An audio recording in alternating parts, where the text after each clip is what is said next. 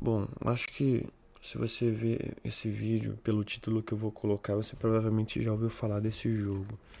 Mas é que eu tenho ficado fascinado com ele há um tempo e precisava comentar um pouco sobre como ele apareceu pra mim e como ele me deu algumas sensações um pouco nostálgicas de outro jogo que eu gosto muito.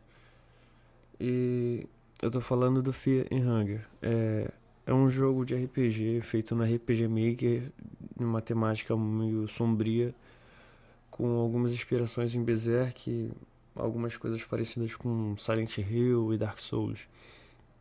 E ele tem uma pegada meio sombria, mas por mais que pareça bem simples, ele tem um universo muito interessante e que você consegue se aprofundar dele, tanto na sua história quanto na gameplay também. Tem muita coisa interessante que te faz te prender bastante no jogo.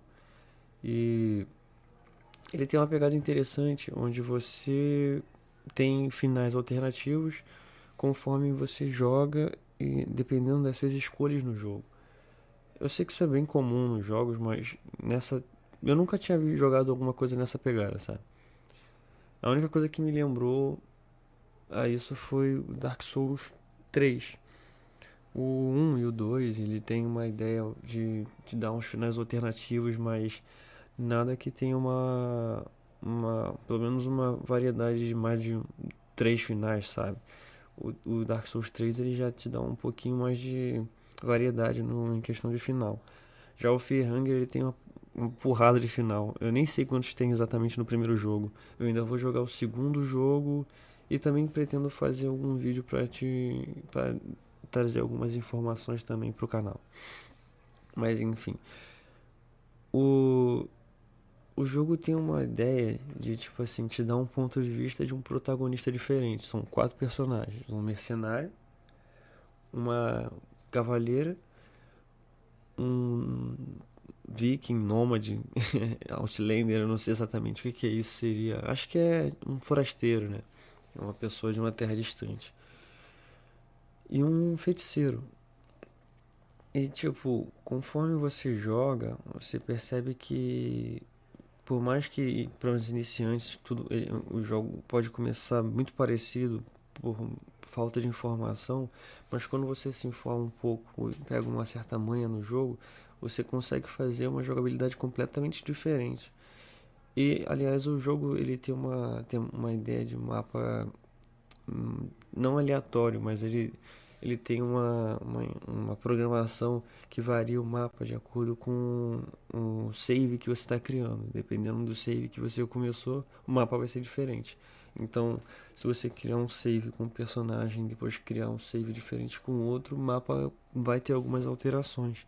Em alguns cenários, em outros vão ser a mesma coisa, mas no geral vai ter algumas diferençazinhas. Isso inclui no loot, em alguns inimigos. É, na quantidade de inimigos, provavelmente vão ser as mesmas, mas tipo, em relação a armadilhas e loot, você nunca vai ter exatamente as mesmas coisas. Tem alguns itens específicos que você vai encontrar nos mesmos lugares, sabe? Mas em relação a loot mesmo de coisas que você precisa para sobreviver no jogo, você nunca vai saber exatamente onde encontrar. Mas o que me pega de verdade nesse jogo, além da jogabilidade, da história, é a sensação que ele te dá quando você joga. É uma sensação meio que um certo medo do que você pode encontrar na próxima sala, ou se você errar em um jogo de sorte, você sempre vai ter um pouco de incerteza do que pode acontecer. Eu sei que essa sensação passa conforme você vai jogando e rejogando o jogo, mas é aquela sensação quando você inicia o jogo pela primeira vez e você tem medo, um certo medo do que você vai encontrar depois. E não são tantos jogos que eu consigo sentir isso. Eu senti a primeira vez no Dark Souls 1, em sequência no 2 e no 3. E eu tive essa experiência nesse jogo. É como se você estivesse jogando um jogo de terror, mas ao mesmo tempo não é um jogo de terror.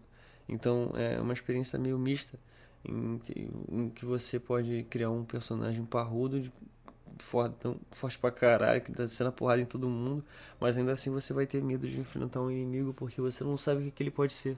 Ele pode ser um fantasma e você não conseguir fazer nada, porque você é uma porrada de músculo, armadura, com um porrete enorme, que não consegue fazer dano nenhum no monstro que não tem um corpo físico. Ao mesmo tempo, você pode bater nele e ele te envenenar, e você sair ferrado do mesmo jeito. Então, o jogo é imprevisível até você virar um viciado que nem eu fiquei. E caramba, cara, como tá crescendo a quantidade de conteúdo sobre ele. E o fandom brasileiro desse jogo tá se tornando uma coisa muito incrível, tá ligado? Eu conheci esse jogo a partir do Contos do Abismo. E, porra, agora o jogo tem praticamente uma enciclopédia de informação. E isso me ajudou muito no início do jogo, porque ele é bem difícil assim para iniciantes. Ele não pega nem um pouco leve com você. Você vai pisar num prego e não vai entender o que está acontecendo. Do nada você vai morrer, ou então você vai ter que arrancar sua perna fora.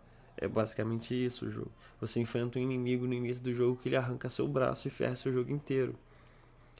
Mas além disso, tem uma certa satisfação quando você consegue entender como é que funciona a mecânica de um inimigo e consegue passar por ele sem nem ter tanto esforço assim.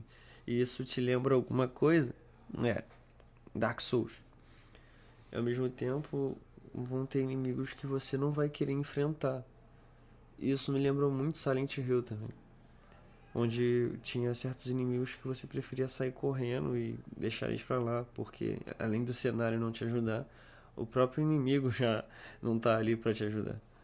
Então, eu achei muito interessante o jogo. Eu recomendo muito que você jogue esse jogo. Mas é claro que ele aborda alguns temas meio sensíveis, então eu acho que é bom você procurar saber um pouquinho antes dele, antes de sair jogando, porque eu não sei, cada pessoa lida diferente com esses temas, então eu não, também não recomendo para uma criança jogar, sabe? Fora isso, eu também queria falar dos inimigos especiais do jogo. Tem alguns chefes e eles têm algumas.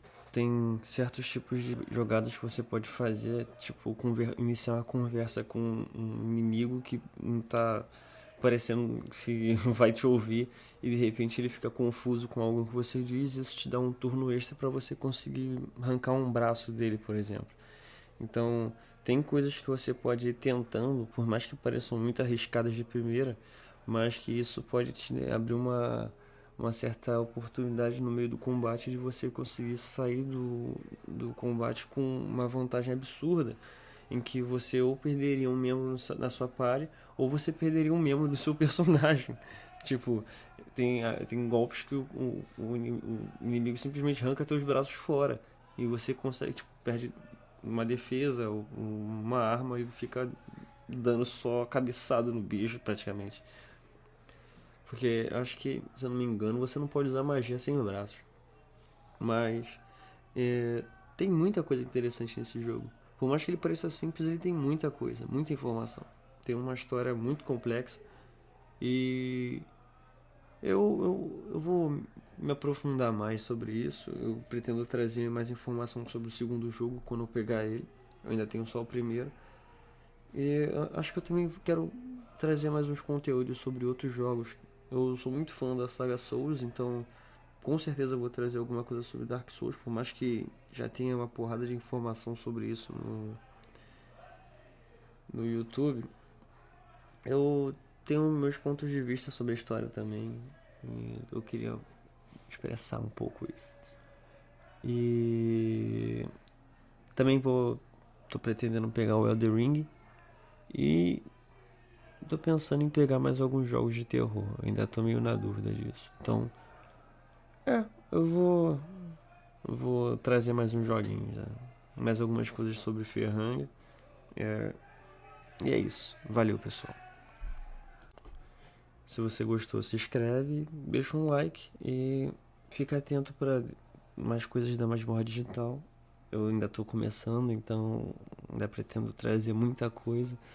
Por enquanto eu não acho que eu vou postar toda semana, eu tô ainda me organizando com tudo isso.